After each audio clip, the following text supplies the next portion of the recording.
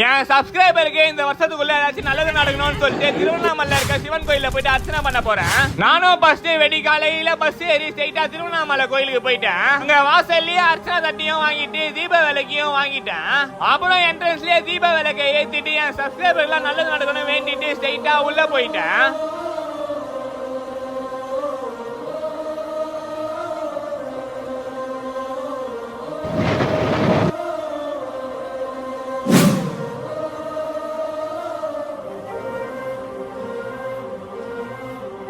அங்க 2-3 hour wait பண்ணி அவ்வளவு கிரௌடியும் தாண்டி சாமி கிட்ட போயிட்டோம். என் சப்ஸ்கிரைபர்லாம் நினைச்சதுலாம் இந்த வருஷத்துக்குள்ள நடந்து முடிஞ்சிடணும் சொல்லிட்டு கடவுள் கிட்ட ப்ரே பண்ணிட்டேன். அப்புறம் உள்ள போயிட்டு அர்ச்சனை பண்ணிட்டேன். உள்ள வீடியோ எடுக்க வேணாம்னு சொல்லிட்டாங்க. பிரசாதமா விபூதியும் லட்டும் கொடுத்தாங்க.